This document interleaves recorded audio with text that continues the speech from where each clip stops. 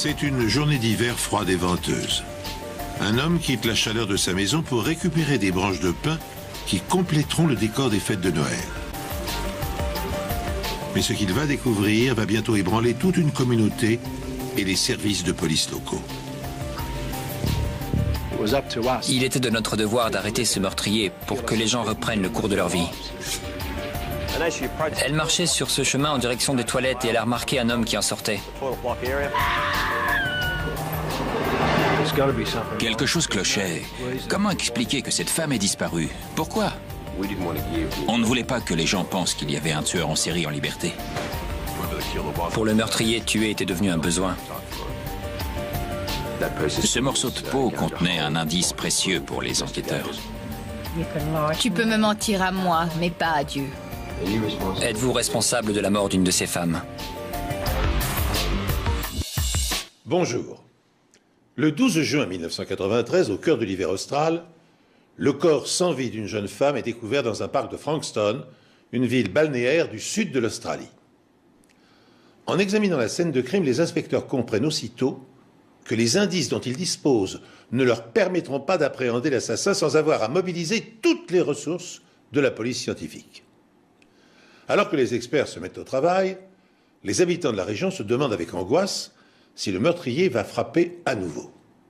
Chaque jour qui passe augmente la menace et peu à peu, le cauchemar s'installe.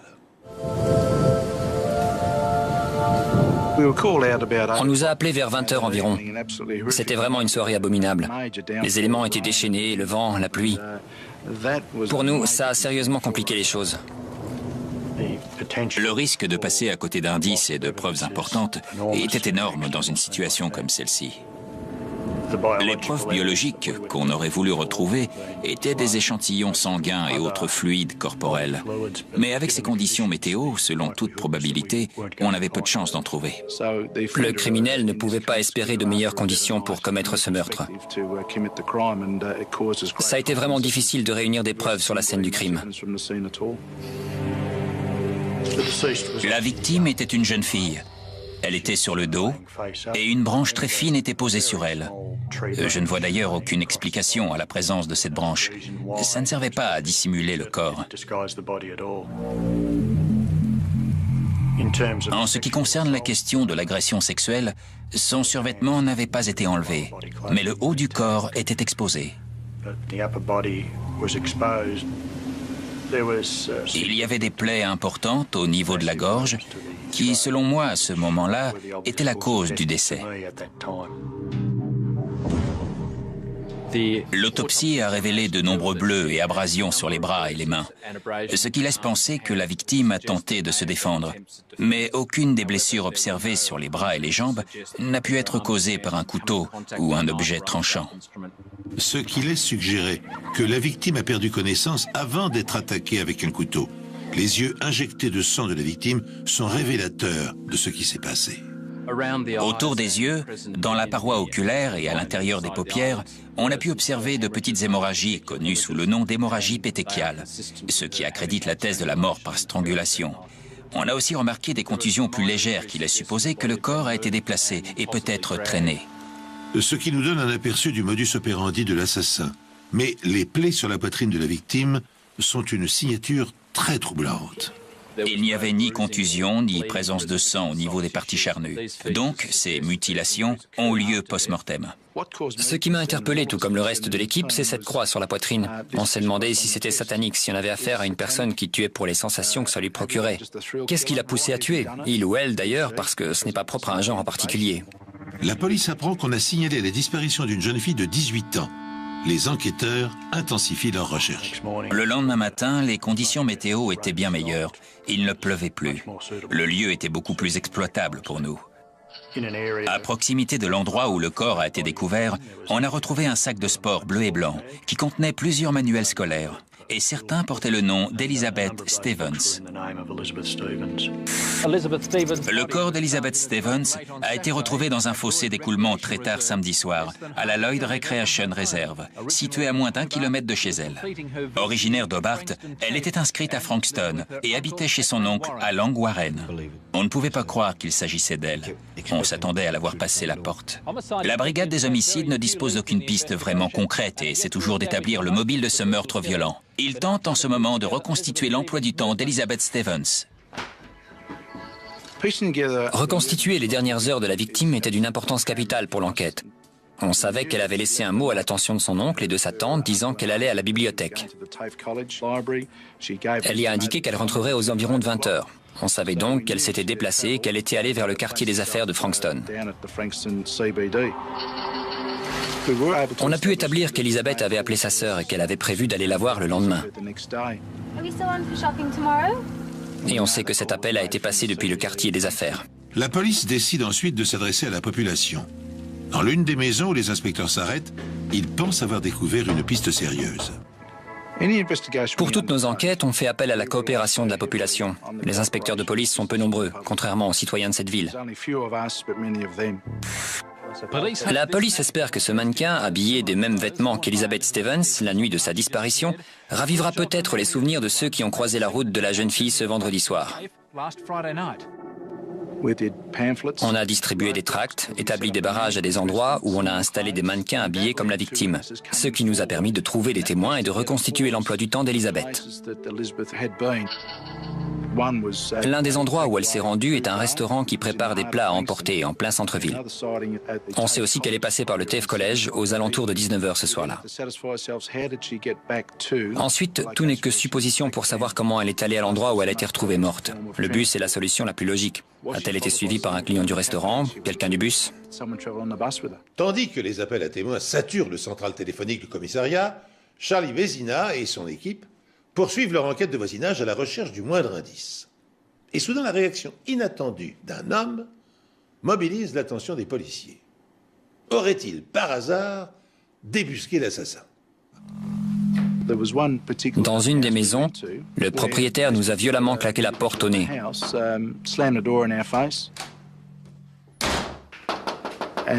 Ce qui a forcément éveillé nos soupçons. On a donc fait en sorte d'entrer dans la maison, et il y avait du sang partout. Pour nous, il s'agissait d'une scène de crime. Mais en fait, le propriétaire s'était auto-mutilé et c'est tout. Mais il nous a fallu des heures pour l'éliminer de la liste des suspects.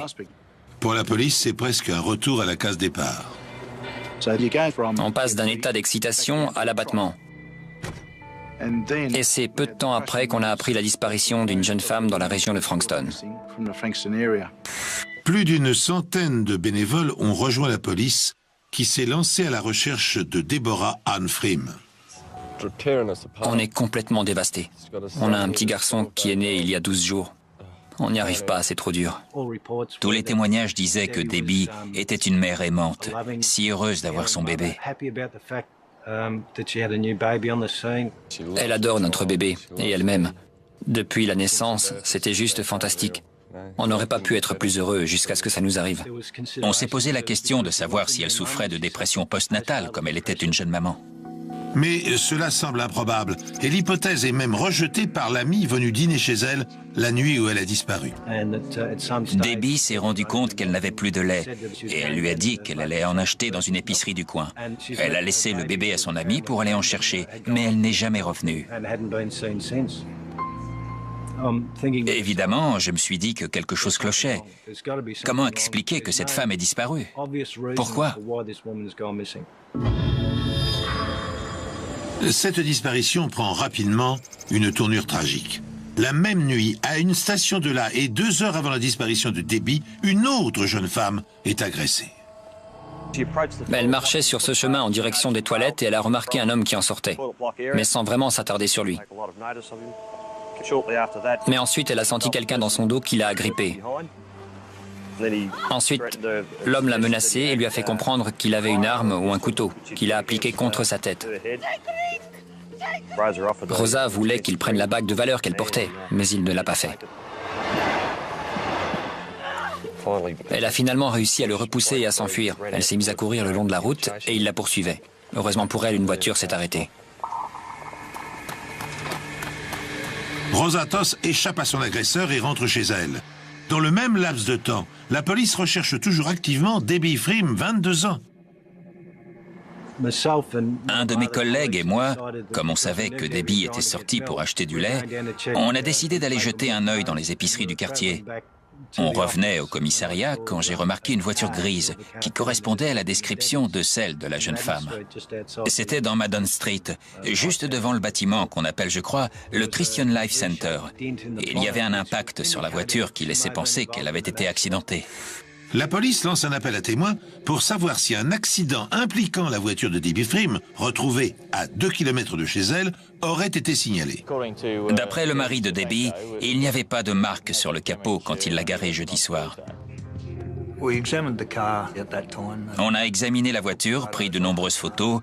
Le mauvais temps approchait, alors il était impératif de déplacer le véhicule dès que possible. Donc, on l'a rapatrié au laboratoire de médecine légale pour approfondir nos recherches. Les impacts allaient du haut du capot à la plaque d'immatriculation, en passant par la calandre. Ce qui, pour moi, montre qu'elle a percuté un objet, probablement un panneau de signalisation ou une clôture.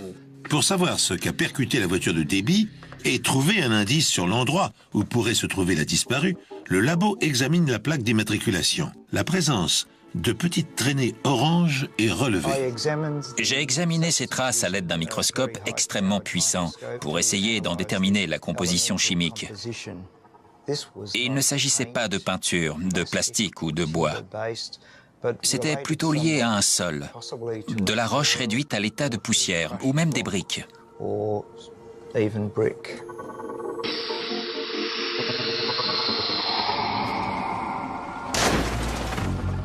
La voiture de Debbie a percuté un mur de briques. Des fragments sont restés incrustés dans le capot et la calandre. C'est l'hypothèse que retiennent les experts de la police scientifique. Pour autant, l'accident est-il survenu quand la jeune femme allait acheter son lait ou sur le chemin du retour? Comme ses courses et son portefeuille ont disparu, une autre question se pose. Était-elle au volant ou son agresseur conduisait-il la voiture à sa place? Et un détail va permettre de le déterminer. Quand j'ai examiné la voiture, j'ai remarqué que le siège conducteur était très incliné et reculé au maximum. Ça m'a laissé penser que quelqu'un plus grand que Debbie était au volant pour la garer sur Madon Street. Et j'ai trouvé des traces de sang sur des brins d'herbe sur le siège passager et d'autres traces de sang sur le siège conducteur.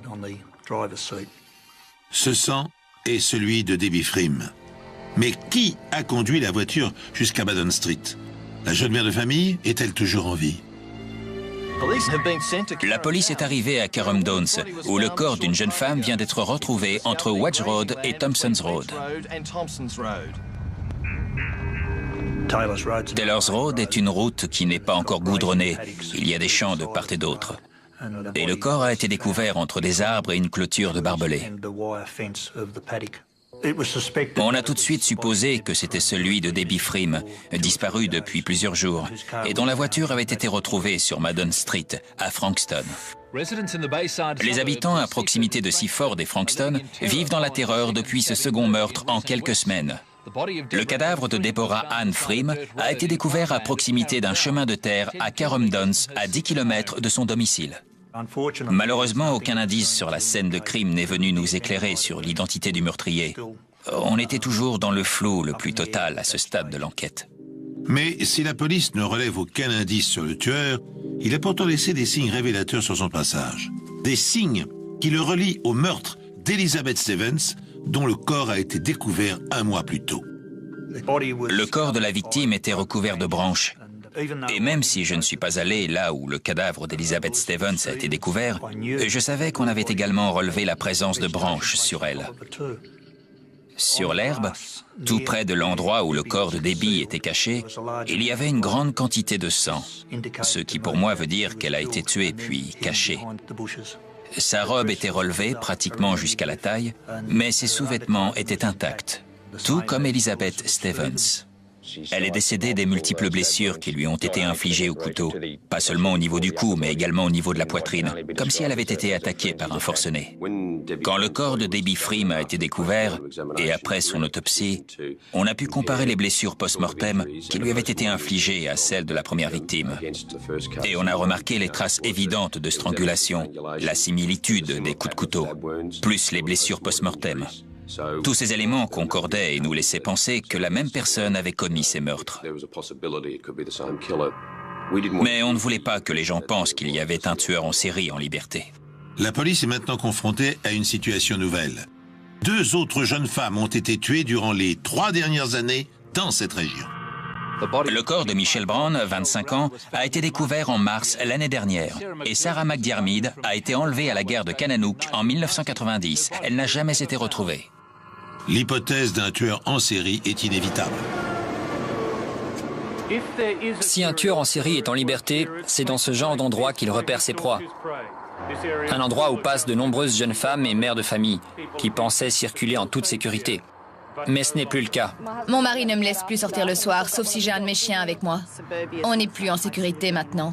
Je sors avec mon mari. Si je suis juste avec une amie, je ne me sens pas en sécurité. Vos amis habitent en haut de la rue, mais vous avez peur d'aller les voir. C'est les méchants qui font la loi, ça vous met en rage. Je vais souvent en boîte, mais les filles ne viennent plus souvent. C'est trop dangereux pour elles de sortir le soir. La police met tout en œuvre pour retrouver cet assassin qui pourrait bien être un tueur en série. Il est évident que beaucoup de gens à Frankston avaient trop peur pour sortir le soir. On s'attendait tous à ce qu'il y ait d'autres victimes. Pour le meurtrier, tuer était devenu un besoin. La priorité était d'attraper le tueur. Pour ça, il fallait utiliser les médias et diffuser le plus grand nombre possible de photos d'Elizabeth et Debbie. Et communiquer les informations sur la voiture qu'elle conduisait, sur tout ce qui pourrait mener à l'assassin. Beaucoup de gens se sont manifestés pour apporter leur aide, grâce à l'action des médias. Des témoins ont déclaré avoir vu un homme de grande taille retourner à la voiture alors qu'elle était déjà garée sur Madden Street. Il aurait pris des choses à l'intérieur. Selon d'autres déclarations, Debbie aurait été vue dans sa voiture avec un homme et au volant dans les rues de Frankston où elle conduisait de façon saccadée. Elle aurait tenté de faire des appels de phare, ce qui a conduit les enquêteurs à penser qu'elle avait été enlevée. On pense que le suspect est ensuite retourné en voiture jusqu'à Madden Street. Et surtout, on a acquis la certitude qu'il habitait les environs. Avec l'objectif de trouver le meurtrier ou un suspect, on a fait appel à un profiler. On m'a demandé d'étudier ces 2 affaires d'homicide pour voir si je pourrais établir des rapprochements concernant ces meurtres qui conduiraient à l'hypothèse d'un tueur unique. On a remarqué que les tueurs en série commençaient à tuer entre 18 et 24 ans.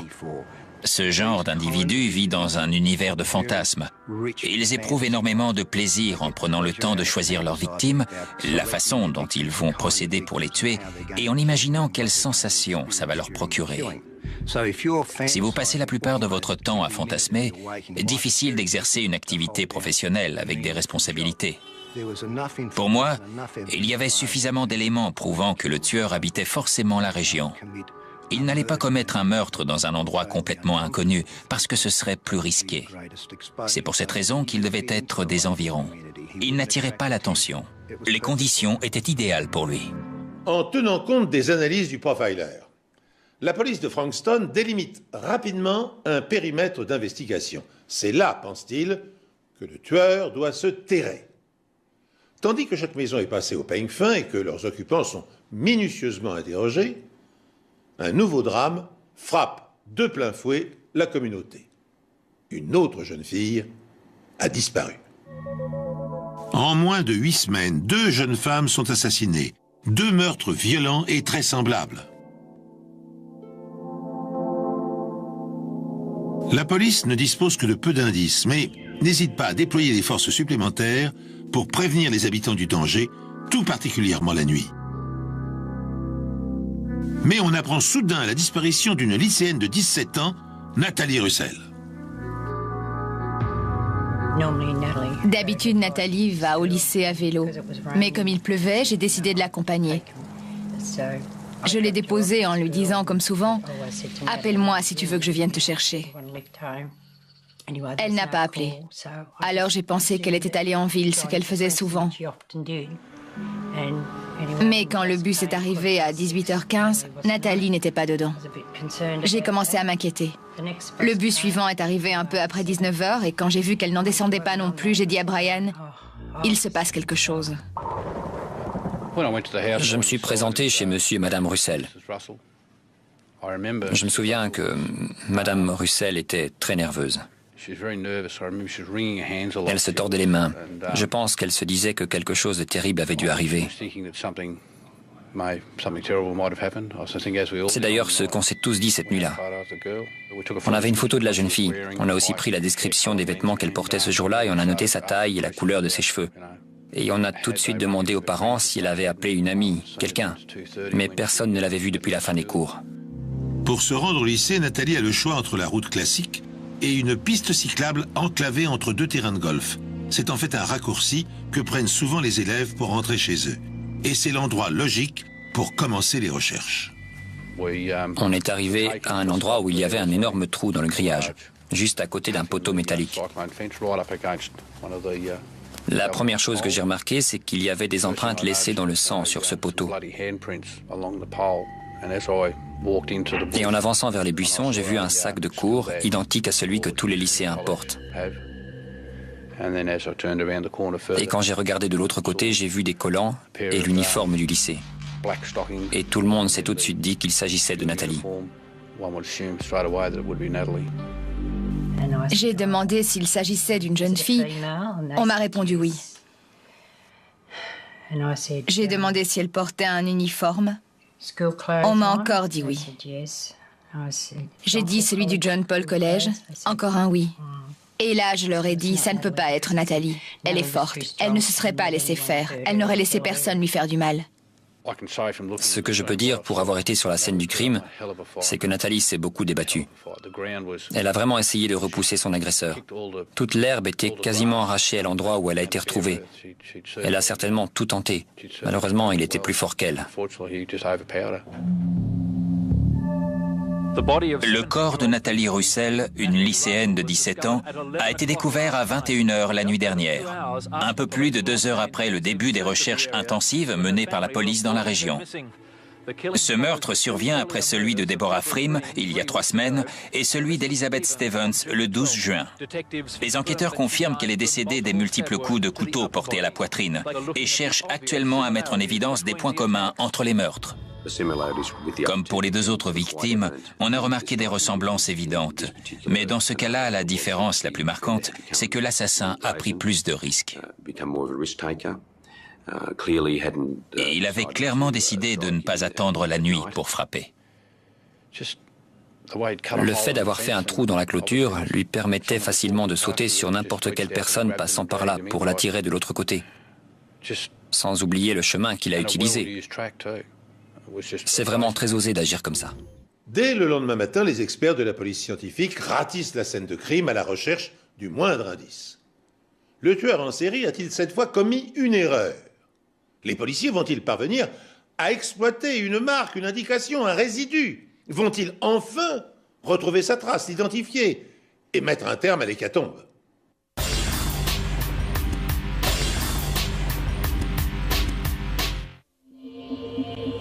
On a tout de suite remarqué cette ouverture dans la clôture. Un peu plus loin, on en a trouvé une autre, et une dernière sur la clôture d'en face. J'ai aussi récupéré des morceaux de grillage qui s'étaient détachés de la clôture. Et ça, c'était un élément très important, parce que le fait de trouver quel outil avait permis de faire ce trou nous donnerait des indices sur la scène du crime. Pour ce qui est du trou situé au nord du chemin, on a trouvé une grande quantité de sang sur un des poteaux. Le fait que ce soit celui de l'assassin était une possibilité, mais c'était peut-être celui de Nathalie. Cette ouverture dans la clôture donnait sur un endroit plein de végétation, où on a retrouvé le corps de la victime. On a retrouvé un genre de lanière en cuir, très semblable à celle que l'on fixe à des jumelles. Et il y avait du sang dessus. Et si on les avait utilisées pour étrangler la victime, elles auraient cassé. Et c'est précisément ce qui est arrivé. Le rapport d'autopsie fournit lui aussi des pistes sérieuses. Dans la plus grave des lésions au niveau du cou, on a retrouvé un morceau de peau de 2,7 cm sur un demi-centimètre. On a procédé à une analyse plus poussée. On y a relevé des stries, ce qui laisse suggérer que cette peau provient d'une main. Et apparemment, pas de celle de Nathalie. Ce morceau de peau allait devenir un indice précieux pour les enquêteurs. Des tests ADN allaient nous permettre de faire un rapprochement entre la scène de crime et l'assassin. C'était le lien entre Nathalie et son agresseur. Police et bénévoles sont toujours à la recherche d'indices. Des dizaines de golfeurs ont été privés de parcours aujourd'hui, un périmètre de 3 km² ayant été bouclé. Nous sommes disposés à entendre toute personne ayant aperçu quelqu'un, en particulier un homme, rôdant autour des terrains de golf. Et c'est un jeune agent fraîchement diplômé de l'académie de police qui va répondre à cet appel. Il détient la pièce manquante qui fait cruellement défaut aux enquêteurs. D'après le profiler, le tueur aurait entre 18 et 24 ans, serait sans emploi et habiterait les environs. La police se lance dans une opération de porte-à-porte dans un quartier ciblé, celui où l'assassin résiderait. Plus de 150 inspecteurs de tous les services de police confondus sont mobilisés dans la région de Frankston pour le début de l'opération baptisée Pulsar. L'inspecteur Wilson va bientôt découvrir une piste intéressante. 2 jeunes agents de police ont fait leur rapport et signalé un incident pour lequel on leur avait demandé de se déplacer la veille, le jour où Nathalie Russell avait disparu. On nous a demandé d'aller à Sky Road, dans la localité de Frankston, où un véhicule suspect avait été signalé. C'était une Toyota Corolla jaune. La voiture est garée face à la piste cyclable qu'utilisent tous les lycéens, y compris Nathalie. C'est une employée de la poste qui l'a signalée à la police. C'était vendredi vers 15h et j'avais presque terminé ma tournée. C'était bientôt la fin des cours et j'ai remarqué cette voiture qui n'avait pas de plaque. Il y avait un type dans la voiture. Il avait les bras croisés et après j'ai vu qu'il essayait de se cacher derrière le volant. J'ai continué ma tournée jusqu'à une maison où les propriétaires étaient là. Je le savais. C'est de là que j'ai appelé la police. Quand on est arrivé, il n'y avait personne dans ou à côté de la voiture. Pas de plaque d'immatriculation non plus. Et on a remarqué que sur la carte grise du pare-brise, il y avait un numéro provisoire. On a relevé ce numéro. Ensuite, on a décidé de faire le tour de quelques maisons situées du même côté que le trottoir où était garée la voiture. Un petit travail de recherche. Mais ça n'a rien donné de concluant. Alors on a vérifié une dernière fois qu'on avait tous les éléments concernant le véhicule et on est parti. Le lendemain, ils ont fait leur rapport concernant ce véhicule et ça nous a permis de vraiment avancer dans l'enquête. Ça m'a donné confiance pour 2 raisons. Cette personne était sur les lieux quand le meurtre s'est produit. Donc, on était en présence soit d'un témoin capital, soit d'un suspect très sérieux. La voiture est immatriculée au nom de Paul Charles Denyer. Denyer habite au cœur de la zone ciblée par la police et par le profiler. Le cauchemar qui hante les habitants de Frankston est-il sur le point de s'achever? L'assassin va-t-il être identifié? Les chances sont minces, car au premier abord, Denyer n'a pas le profil d'un tueur en série. On a frappé à sa porte et Paul nous a invités à entrer. Il semblait plutôt détendu. Il s'est montré très coopératif, notamment dans ses réponses à nos questions. J'ai remarqué qu'il avait plusieurs coupures sur les mains. J'ai fini par lui demander de se présenter au commissariat de Frankston.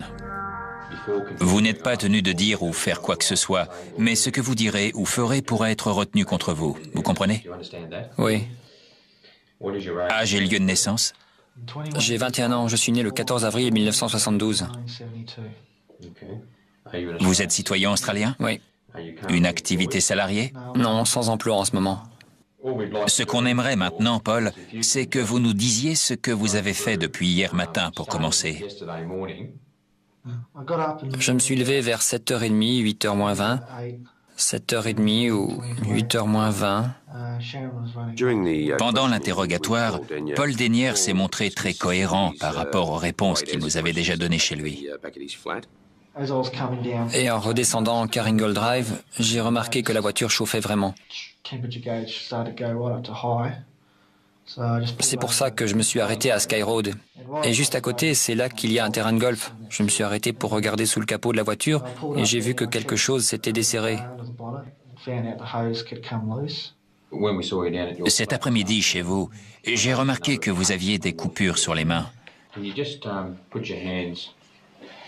Pourriez-vous les poser à plat sur ce bureau, s'il vous plaît? C'est une longue estafilade ici.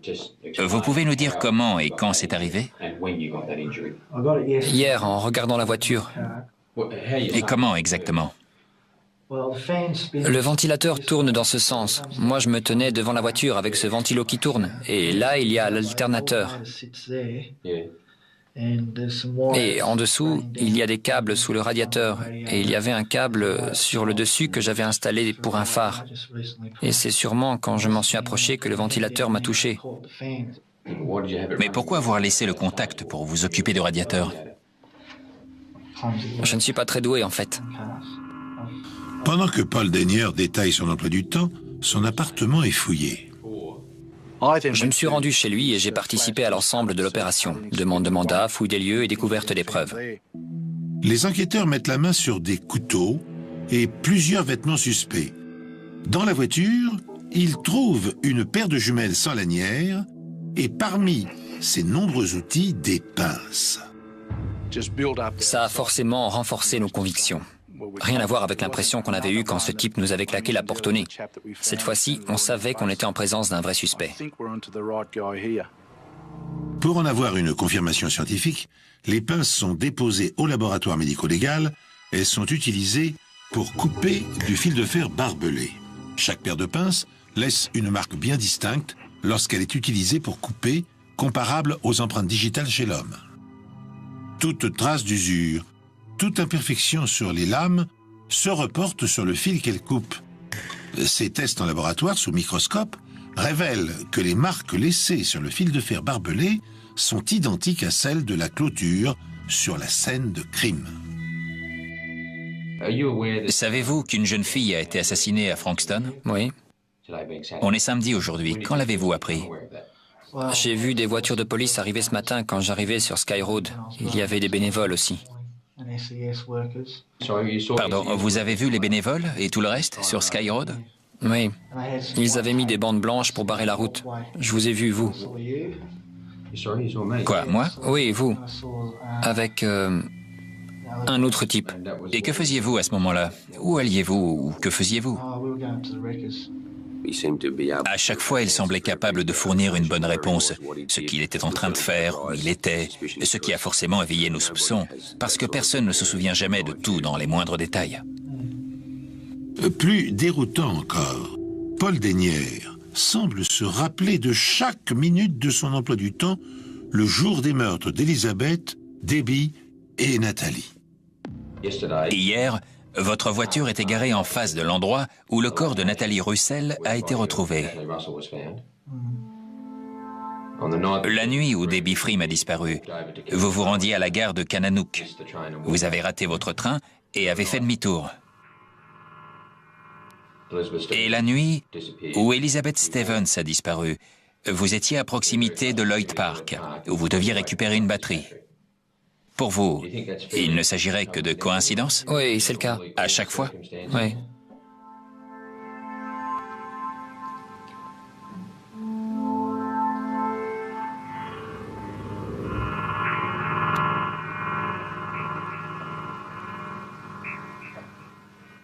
Êtes-vous responsable de la mort d'une de ces femmes? Non.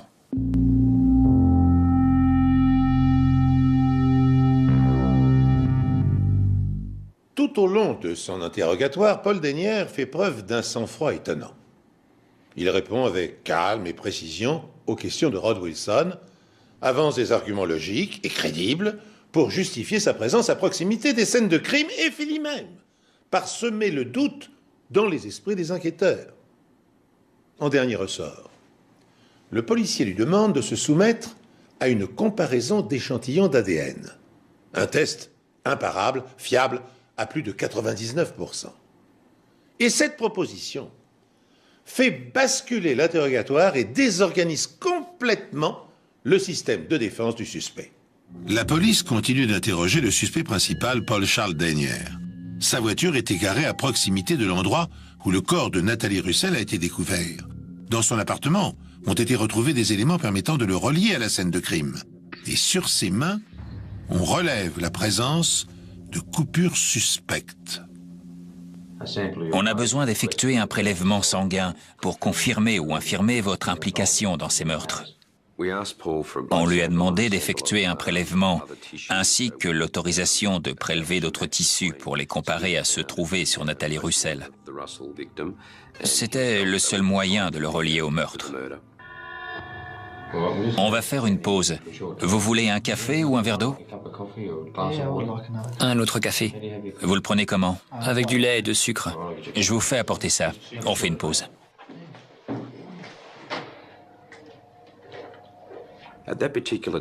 À ce moment précis, il a commencé à prendre conscience qu'il allait devoir se soumettre à des examens sanguins et que les tests ADN pouvaient le relier aux scènes de crime. Il savait qu'on ne croyait pas à sa version. Pour vous, Oui. il ne s'agirait que de coïncidence à chaque fois? Oui, c'est le cas. Je pense qu'il savait que c'était fini. Et pendant que nous attendions que nos experts du laboratoire médico-légal interviennent pour les prélèvements, l'inspecteur Darren O'Lachlan est resté avec Paul Denyer. Darren portait une croix autour du cou et Paul lui a demandé s'il était croyant. Et la conversation s'est engagée sur ce thème. Vous avez parlé à l'inspecteur O'Lachlan et vous lui avez dit que vous étiez responsable des meurtres de 3 femmes. Est-ce exact? Pourriez-vous nous expliquer avec vos mots à vous ce qui s'est passé concernant la mort d'Elizabeth Stevens à Langwarren? Je l'ai vu descendre du bus.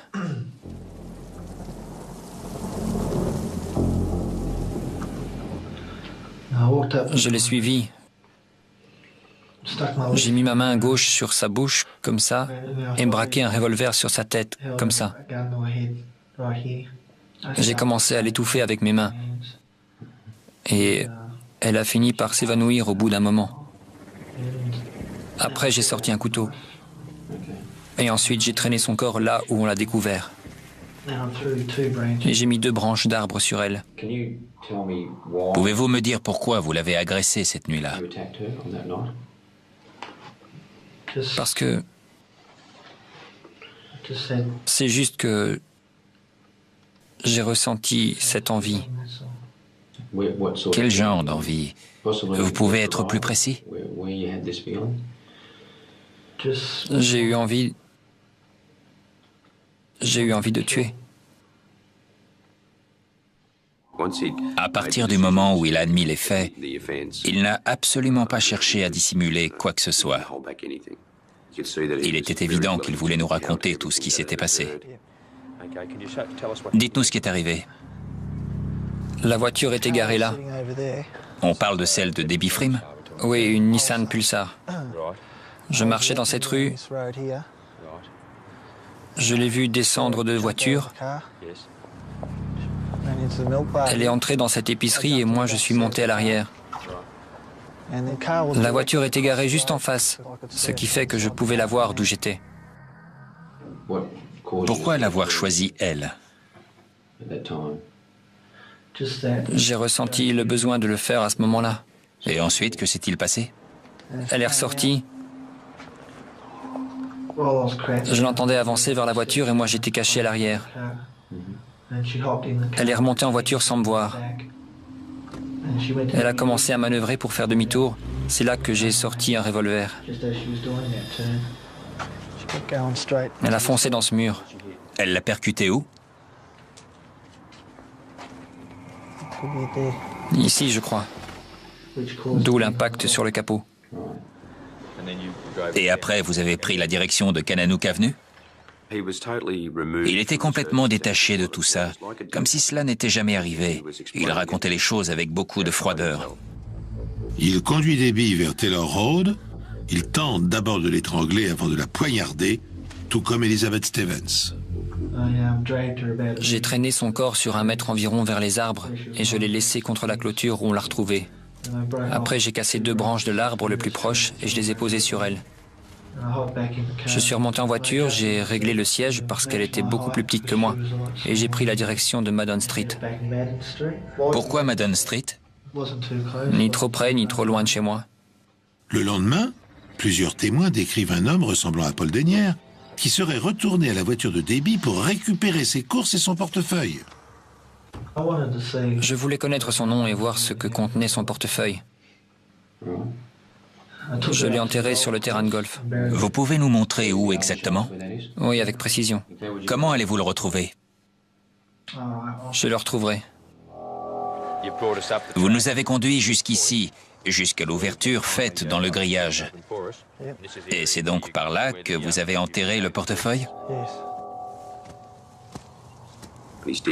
Il creusait avec un peu d'acharnement, et on avait presque envie de lui dire de ne plus rien faire, que de toute façon on allait le retrouver.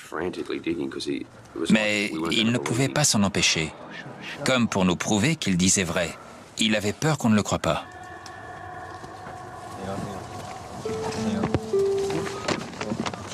Vous pouvez le tenir comme ça, et le secouer un peu pour enlever la terre. C'est donc là que vous l'aviez enterré. Il appartient à...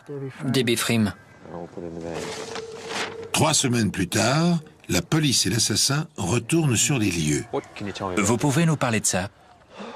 Ce jour-là, j'étais venu ici plutôt pour faire des trous dans le grillage. Avec quoi? Des pinces. J'étais installé ici et j'ai regardé Nathalie Russell arriver. Je suis passé par cette ouverture et j'ai attendu caché derrière les arbres. Jusqu'à ce qu'elle arrive à cette hauteur et prenne cette direction. Quand elle s'est retrouvée 10 mètres plus bas environ, je suis sorti de ma cachette. Nous reprenons le même parcours. Vous restiez à la même distance derrière elle? Non, je me rapprochais petit à petit. Je marchais sur l'herbe, comme ça, pour éviter de faire du bruit. Pour ne pas être repéré? J'avais un couteau avec un manche rouge. Il venait d'où? De chez moi. C'est tout ce que vous aviez? Et une lanière en cuir. Vous avez dû la retrouver sur les lieux, mais cassée en 2. Utilisée pour? Pour l'étrangler. Elle venait d'où? D'une paire de jumelles. C'est là que je l'ai attaqué. J'ai mis ma main sur sa bouche, ma main gauche, comme ça. Et je l'ai emmené ici. Il n'éprouve absolument aucun remords pour ce qu'il a fait. La sincérité de sa confession est terrifiante, et la façon dont il a décrit ce qu'il a fait à ses victimes, sans montrer la moindre émotion, c'est pénétrer dans un univers effroyable. Pourquoi l'a tué?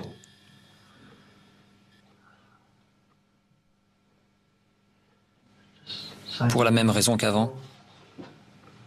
En fait, j'ai toujours eu envie de tuer. Depuis quand? Depuis que j'ai 14 ans environ. Paul Dennière reconnaît avoir assassiné 3 jeunes femmes et décrit les meurtres sans la moindre émotion.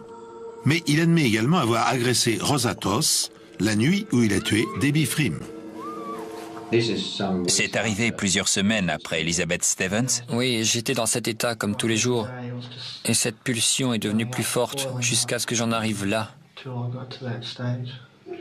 Vous aviez la même arme? Oui, la même. C'est celle que vous aviez quand vous avez agressé Elizabeth Stevens? Oui, c'est celle-là. La même pour Deborah Frame? Oui. La même pour la jeune femme de Seaford? Oui.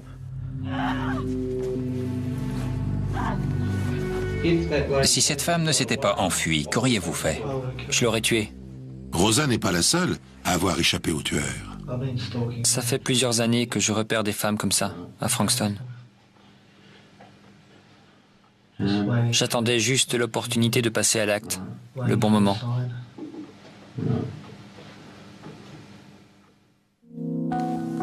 La confession de Paul Dennière dure plus de 5 heures. Paul Dennière, 21 ans, sans emploi, a été inculpé ce matin au commissariat de Frankston. Le périmètre avait été sécurisé lorsque l'accusé a quitté le poste dans un véhicule escorté par une seconde voiture de police. Quand j'ai rejoint mes collègues dans la salle des opérations, je peux vous assurer que le sentiment de satisfaction était palpable. On était tous soulagés, contents d'avoir attrapé le coupable. Tout le monde y allait de son petit commentaire. Ça tient à l'implication de chacun, au temps consacré à l'enquête, aux malheureuses victimes. Notre satisfaction était manifeste. On s'est tous retrouvés aux petites heures du matin pour partager quelques bières avant de rentrer chez nous.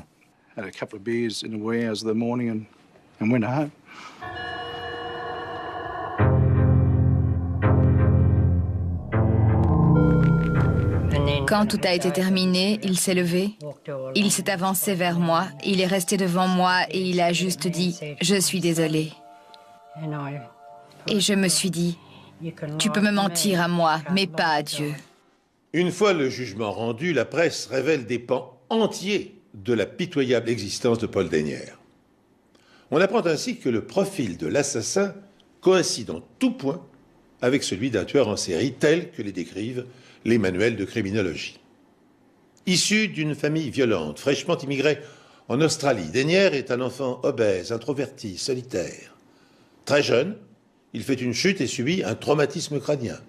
Puis, il est victime d'abus sexuels que lui inflige son frère aîné. Il témoigne ensuite d'un goût maniaque pour les couteaux, les pistolets qu'il confectionne jusqu'à l'obsession. Après avoir martyrisé l'ours en peluche de sa sœur, il tranche la gorge du chaton de la famille et suspend sa dépouille à un arbre. À l'âge de 13 ans, il vole une voiture. 2 ans plus tard, il est jugé pour avoir obligé un camarade à se masturber devant des enfants. Et l'escalade se poursuit, inexorable, terrifiante. Devenu adulte, il s'attaque à 2 chèvres dans le champ voisin de son travail qu'il dépèce avec sauvagerie. Dès lors, plus rien ne semble pouvoir l'arrêter. Devenu asocial, il se fait licencier des emplois subalternes qu'il occupe. Enfin, en 1992, un an avant les meurtres, il cambriole l'appartement de ses voisins, détruit leur mobilier, lacère leurs vêtements, tue la chatte et ses chatons, les découpe en morceaux et éparpille leurs entrailles sur les murs. Que pouvait-il advenir d'un être à ce point pervers et perturbé? Seuls des soins psychiatriques appropriés auraient pu, peut-être, stopper le monstre avant qu'il ne s'en prenne à des jeunes filles. Pour nous, ça a vraiment été un énorme choc. Après avoir fait subir ces choses horribles à ces jeunes femmes, le fait que le tribunal n'ait prononcé qu'une peine de 30 ans pour 3 meurtres, c'est scandaleux. Malheureusement, combien de fois se retrouve-t-on confronté à cette situation? À leur sortie de prison, il recommence. Il ne pourra jamais s'en empêcher. C'est ce qu'il est, c'est tout. Un assassin. Le 20 décembre 1993, pour avoir assassiné 3 femmes et en avoir agressé une autre, Paul Dennière est condamné 3 fois à la prison à vie sans possibilité de libération conditionnelle. En rendant son verdict, le juge déclare que la peur que le tueur en série a fait régner restera longtemps gravée dans les mémoires de milliers de femmes. Pourtant, 6 mois plus tard, Dennière fait appel du jugement et voit sa peine ramenée à 30 ans de réclusion incompressible.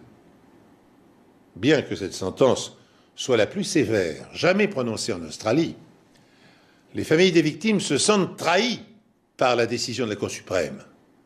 En 2023, Paul Dennière recouvrira sa liberté. Il sera alors âgé de 51 ans.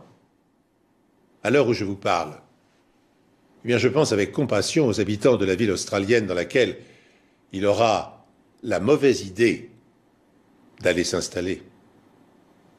Ainsi s'achève cette émission. Merci de l'avoir suivie. Je vous donne rendez-vous très bientôt sur cette antenne pour un nouveau numéro des Enquêtes Impossibles.